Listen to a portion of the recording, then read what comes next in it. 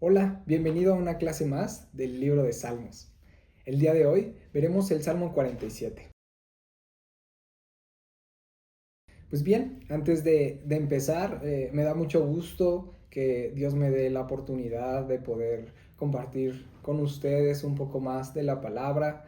Eh, Realmente ha sido un salmo muy profundo, pero también me ha traído mucho enriquecimiento estudiarlo para pues ahorita compartirles. Y quisiera destinar este tiempo para Dios, que Dios tome control de mi boca y el tiempo ahorita que te estás tomando para escucharlo, que Dios lo bendiga, que Dios dé fruto. Y quiero invitarte a que cierres los ojos y me acompañes en una oración. Señor, quiero pedirte que en este día, en este momento, tú abras nuestro conocimiento, nuestro entendimiento de quién eres tú, de quién es tu Hijo, Señor, y qué es todo lo que involucra y quién eres, Señor. Ayúdanos a comprender cada una de las palabras de este poema, Señor, y ayúdanos a seguir enamorados de ti, Señor. Te bendecimos en el nombre de Jesús. Amén. Pues bien, hoy vamos a entrar en uno de los salmos más majestuosos y proféticos de todo el libro de Salmos, que es el Salmo 47. Es un salmo de alabanza, es un salmo de coronación, es un salmo mesiánico y al mismo tiempo es un anuncio profético del reino universal de Dios. El contexto probablemente es la derrota del pueblo de Sanaquerib y la liberación sobrenatural de Jerusalén, que está narrada en Isaías 37. En resumen, Isaías 37 dice que Israel estaba rodeado. El pueblo de Dios estaba en una batalla, estaba rodeado, y Asiria era el imperio más poderoso actualmente en el mundo, bueno, en ese momento en el mundo. Y humanamente Jerusalén estaba condenada, ¿no? No había como una manera lógica de que pudieran haber ganado, pero Dios intervino, y Isaías 37:36 dice: entonces salió el ángel de Jehová y mató a 185,000 guerreros. Israel no ganó esa pelea. Realmente, si se dan la oportunidad de leer todo el capítulo 36 de Isaías, 37, perdón, de Isaías, se van a dar cuenta que Israel no ganó la pelea, sino fue Dios quien peleó por ellos. Y es el Salmo 47, nace justamente en esa atmósfera de victoria divina. Y el Salmo inicia así. ¿Le parece que los leamos todo?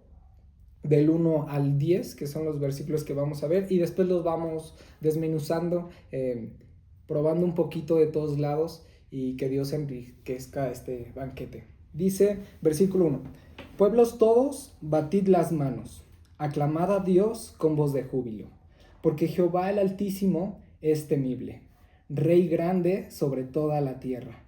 Él someterá a los pueblos debajo de nosotros, y a las naciones debajo de nuestros pies. Él nos elegirá nuestras heredades, la hermosura de Jacob, al cual amó. Subió Dios con júbilo, Jehová con sonido de trompeta. Cantad a Dios, cantad. Cantad a nuestro Rey, cantad. Porque Dios es el Rey de toda la tierra. Cantad con inteligencia. Reinó Dios sobre las naciones. Se sentó Dios sobre su santo trono.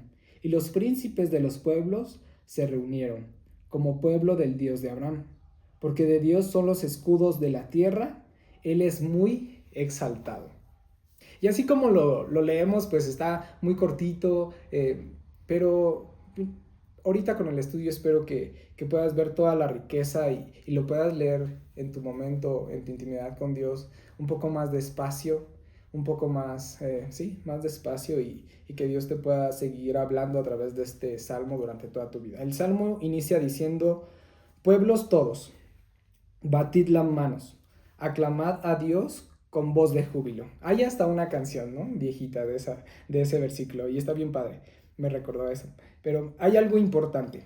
La palabra pueblos, en su versión original, el hebreo, no se refiere solamente a Israel, sino habla a pueblos como de las naciones. Habla de las naciones, de los gentiles, habla del mundo entero. como testigo de la victoria de Dios, y va dirigido este salmo a todo el mundo. Pueblos todos, naciones todas, batan las manos. Literalmente es golpear las manos intensamente, como nosotros lo conoceríamos, aplaudir. Y es esto un sello público de victoria. Cuando llega el presidente, cuando alguien hace algo bueno, pasa por su diploma, delante de todo el salón, cuando se gradúa, todas las personas aplauden. Y ese es un símbolo, un sello público de reconocimiento de victoria. Entonces el salmo comienza dirigiéndose a todos, diciéndonos aplaudan y clamad.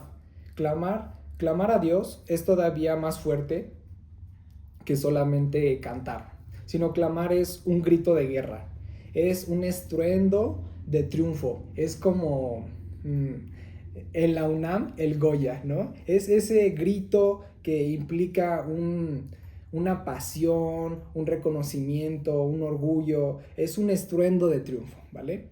El salmista está describiendo en realidad, o nos va introduciendo poco a poco, a una celebración real que es una entronización. ¿Qué es eso? Es cuando a un rey se le da su corona y se sienta en el trono y comienza a gobernar. Es ese momento, ¿vale? Y luego en el versículo 2 dice, porque Jehová el Altísimo es temible, Rey grande sobre toda la tierra. Altísimo habla de que él posee la máxima jerarquía sobre cualquier gobernante humano o espiritual. Es altísimo, no hay nada más alto que lo altísimo, ¿vale? Entonces altísimo habla sobre esa majestad, esa magnitud inexplicable que es Dios. Y al mismo tiempo introduce un adjetivo que dice temible. Y temible no significa de un terror irracional, un miedo donde no quieres acercarte a él, sino más a una reverencia tan profunda que produce un asombro absoluto. Es más como, sabes quién es y te mides, ¿vale? Es como esa idea. El principio de la sabiduría es el temor a Dios. Es saber quién es Dios, qué es lo que quiere para mí, y entonces tengo una reverencia profunda, lo tomo en serio. Internamente tomo en serio a esa persona que es temible, ¿vale? Y entonces Dios no es presentado solamente como una deidad tribal en Israel, sino que Él es el rey sobre Israel, el rey de sobre toda la tierra. No regional, no el rey local, sino es un rey universal de toda la tierra. Por eso el Salmo 47 conecta con muchas profecías.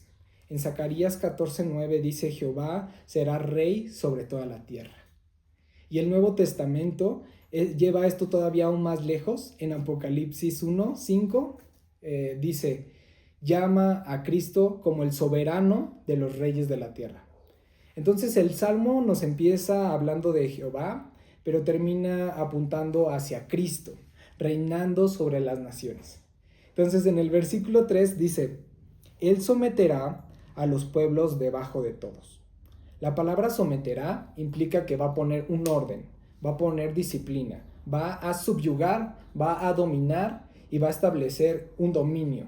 Incluso va a ser únicamente con el poder de su palabra. Y esto nos conecta con una visión ya antes presentada en Miqueas capítulo 4, que dice, Él juzgará entre muchos pueblos. Él viene a juzgarnos y a poner en orden todas las cosas, a restablecer las cosas en su diseño original. Y eso es hermoso, eso es lo que necesitamos, esa es nuestra esperanza. Que el Mesías venga y gobierne y restaure todas las cosas. Y es de celebración, es de aplaudir, es de clamar, es de gritar, y que lo haga todo el mundo, no solamente los cristianos, que lo haga todo el mundo. Es algo de sumo gozo, de verdad es algo muy, muy, muy hermoso. Y 1 Corintios 15 dice, preciso es que Él reine hasta que haya puesto a todos sus enemigos debajo de sus pies. Aquí parece una verdad central del reino de Dios, que es toda oposición terminará sometida a Cristo. Actualmente sucede en parte, pero en el futuro, cuando Cristo venga y regrese, será en su totalidad. Toda oposición terminará sometida a Cristo. Y bueno, luego el salmista dice en el versículo 4, Él nos elegirá nuestras heredades, la hermosura de Jacob, al cual amó. La hermosura de Jacob es un título que habla del orgullo legítimo y de la gloria de la tierra que Dios entregó a Jacob, que es Israel. La hermosura de Jacob es la tierra, ¿vale? Para que nos entendamos. Y habla de ese orgullo o la gloria de que Dios le entrega a este pueblo. No fue conquistada, sino que fue una herencia divina. Y eso es lo especial. Dios le entrega esa tierra a Abraham. Ellos no la tienen que conquistar, y es entonces ahí donde está su orgullo. Es la hermosura de Jacob. Bueno, después llegamos al centro teológico de este salmo, que es el versículo 5. Y que es la parte más hermosa, creo, de todo el salmo. Todo es hermoso, pero esta parte me gustó a mí mucho. Dice, subió Dios con júbilo, Jehová con sonido de trompeta. Y aquí la imagen probablemente es el arca ascendiendo o el rey entrando triunfalmente en su trono. Subió Dios con júbilo, representa que está ascendiendo, que está subiendo, y al mismo tiempo se está celebrando. Hay un sonido de trompeta que lo anuncia. El sonido de trompeta, la gente clamando, la gente aplaudiendo, y Dios subiendo, ¿vale? Para las escaleritas para sentarse en su trono. El júbilo incluye este sonido del shofar. La trompeta antes era producto del sonido de una trompeta, como el sonido que produce un cuerno de un carnero que se llama shofar. Y esto se utiliza para avisar a todo el pueblo que el rey está presente, que pongan atención, y es una trompeta de coronación y victoria. Tiene este versículo muchas interpretaciones mesiánicas, proféticas, y quiero que las leamos tantito. Efesios 4 conecta una imagen de la ascensión de Cristo con este versículo y dice, subiendo a lo alto, llevó cautiva la cautividad. Cuando Cristo es crucificado, parece una derrota humana, pero espiritualmente fue la victoria definitiva que le permite él llevar cautiva toda la cautividad, todo el pecado del mundo, cargándolo sobre él y llevarlo a Dios para él quitarlo de toda la humanidad y traernos a nosotros salvación. Es que es glorioso ese acto de Cristo, ¿no? El que él haya hecho esas cosas son hasta sencillas de decir, pero en la idea, en el acto es muy profundo, ¿no? Colosenses 2:15 dice, y despojando a los principados y a las potestades, Cristo cuando murió, los exhibió públicamente, triunfando sobre ellos en la cruz. Cristo descendió, vino, estuvo entre nosotros, vence a la muerte, resucita, ¿vale? Está con sus discípulos y luego asciende. Y cuando está ascendiendo, sus discípulos se quedan viendo hacia arriba y les aparece un ángel y les dicen a quién miran, y le dicen a Jesús, y él les dice, así como lo vieron ascender, así mismo lo van a ver descender. Entonces este versículo habla y se puede interpretar como una profecía mesiánica sobre la ascensión de Cristo. El Salmo 47 no solamente celebra una victoria antigua cuando el pueblo de Israel había vencido al pueblo de Sennacherib, sino que estaba anunciando proféticamente el rey ascendiendo, la ascensión de Cristo, ¿vale? Y eso es hermoso. Muchísimos años antes, 4000 años antes de Cristo, se estaba hablando de él, ¿no? Y eso es increíble. Como toda la Biblia nos ha estado hablando de Cristo y solamente era que Él viniera para que todo esto se nos revelara. Muchas gracias por eso, Señor. Luego el Salmo entra en un énfasis repetitivo y muy insistente. Empieza a decir en el versículo 6 Cantad a Dios, cantad. Cantad a nuestro Rey, cantad, porque Dios es el Rey de toda la tierra. Cantad con inteligencia. Cantad a Dios, cantad, cantad, cantad a nuestro Rey, canten. 5 veces aparece el llamado a cantar en el versículo 6. Pero después añade algo muy profundo: cantad con inteligencia, canten con inteligencia. Y la palabra implica entendimiento, discernimiento y comprensión espiritual, que es algo que el Espíritu de Dios quiere hacer en este tiempo en la iglesia, en nosotros. Quiere producir en nosotros un entendimiento, un discernimiento, una comprensión espiritual del sacrificio de Cristo, y qué implicó que Él muriera por nosotros, y qué implicó que Él venciera la muerte, y cómo ese sacrificio lo hizo el único digno en el cielo de juzgar la tierra. Él es la complacencia de Dios. Y eso naturalmente, no naturalmente, y eso espiritualmente provoca un cántico nuevo en nuestro corazón. El Espíritu Santo toma de Cristo, lo deposita en nosotros, y eso produce un cántico nuevo, una alabanza nueva. Tenemos capacidad en Cristo de cantar un cántico nuevo siempre. La revelación de Cristo es fresca y nos puede traer una renovación espiritual, un cántico nuevo, fresco. No se trata solamente de emoción, de cantar con ganas, sino que la adoración bíblica también involucra un entendimiento. ¿Y el entendimiento de qué? De Cristo, solamente el entendimiento de Cristo. ¿Quién es Cristo? Es Dios mismo, ¿no? Ese entendimiento, esa vida eterna comienza hoy, cuando comienzo a tener un entendimiento y la adoración se comienza a hacer algo posible. Dios está buscando adoradores en espíritu y en verdad. ¿Y cómo los busca? Depositando su espíritu sobre nosotros. De esa manera Él está buscando y encontrando adoradores en espíritu y en verdad, trayendo revelación a nuestra mente de quién era Cristo. No es un ruido vacío, no solamente es gritar, aplaudir por aplaudir, sino que es una revelación expresada en adoración. La alabanza, para mí, y por como lo entiendo en este salmo, es la revelación expresada en adoración. La alabanza es una revelación expresada en adoración, y el salmo comienza a terminar. Versículo 8 dice: reinó Dios sobre las naciones y se sentó Dios sobre su santo trono. El trono santo representa una autoridad pura, incorruptible y eterna. Es un trono que le pertenece a Dios mismo. Nadie es digno de sentarse en ese trono, solamente Dios y el Cordero Jesús en ese mismo trono. Y Isaías vio ese trono en Isaías 6, que dice: vi yo al Señor sentado sobre un trono alto y sublime. Y Hebreos 1:3 dice acerca de Cristo que se sentó a la diestra de la majestad en las alturas.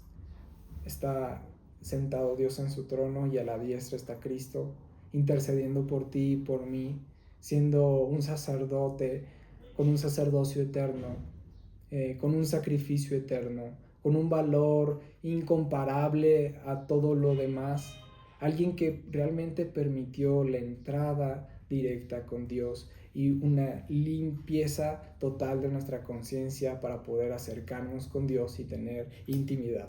Y eso es motivo de fiesta, hermano. Eso es motivo de fiesta. El Salmo 47 termina mostrándonos a Dios reinando universalmente desde su trono celestial. Él está ahí ya, gobernando. Él ya está gobernando y está esperando que la humanidad proceda a arrepentirse, que lo reconozcan como el Señor y Salvador del mundo, para que entonces ellos y todo el pueblo pueda cantar, clamar su regreso, y entonces Él regrese.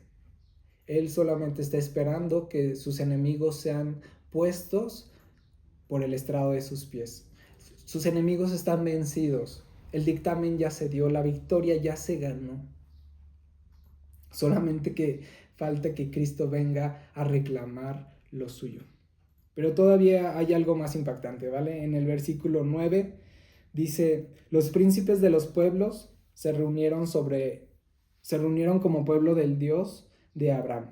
Y esto es profético, porque la intención del corazón de Dios es siempre ha sido reconciliar a toda su creación. No solamente al pueblo de Israel, Él es su pueblo escogido, Él es el camino, Él es la vid, Cristo es la vid, nosotros los pámpanos, y nosotros como gentiles somos insertados en esa vid. Entonces, que los príncipes de los pueblos se reúnan como pueblo de Dios de Abraham es profético, porque eso no se veía en el Antiguo Testamento como algo posible, pero con el sacrificio de Cristo es posible. Y dice que los líderes de las naciones, de todas las naciones, vienen ahora a formar parte del pueblo de Dios. Eso actualmente no es real y es difícil de imaginarlo, pero es mi esperanza y quiero compartirte de mi esperanza, que un día todas las naciones y los líderes de las naciones van a formar un pueblo y como un solo pueblo van a adorar a Dios. Y aquí ya no hay solamente un Israel, sino ahora aparece una visión global del reino. Ya no solamente se habla de Israel, sino ahora se habla de todo el reino. Isaías 60 lo había anunciado antes, que dice, andarán las naciones a tu luz. Y Pablo en Gálatas 3 dice, si son de Cristo, ciertamente el linaje de Abraham son. Entonces el Salmo 47 termina revelándonos la inclusión de todas las naciones de Israel, del pueblo de Israel y de las naciones gentiles dentro de un pueblo pactado mediante el Mesías. Versículo 10 y el último dice, porque de Dios son los escudos de la tierra, Él es muy exaltado. Los escudos probablemente representan a los reyes y gobernantes de la tierra, lo podemos interpretar así, pues los gobernantes de la tierra están llamados a cuidar al pueblo, ¿no? Entonces por eso se les llama a los escudos. Los escudos probablemente representan a los reyes y el mensaje es poderoso, que aún los escudos, esos gobiernos súper fuertes, con bombas nucleares, con gran autoridad comercial y que están cuidando a su pueblo, finalmente ese pueblo poderoso le pertenece a Dios, le pertenece a Cristo. Él gobierna sobre los reyes, sobre imperios, sobre naciones. Él gobierna sobre la historia, sobre toda la creación, sobre todo dominio o potestad. Él es rey, Él es el Altísimo, está por encima de todo. Por eso este salmo no solamente es una poesía hebrea, un salmo, un cántico, es realmente una proclamación del reino de Dios, de todo el reino de Dios. Que Dios reina, que Cristo venció y reina con Él, y que toda la tierra terminará reconociendo su autoridad. Ese es el corazón del Salmo 47. Pues espero te haya gustado, que Dios haya hablado a tu corazón, y quiero invitarte a que sigas meditando en este salmo, que sigas apasionado por Dios, que sigas enamorado en esa esperanza de que Cristo viene y viene pronto. Te bendigo ahorita en donde estás, bendigo tu vida y que Dios siga obrando en ti en el nombre de Jesús. Amén. Muchas gracias.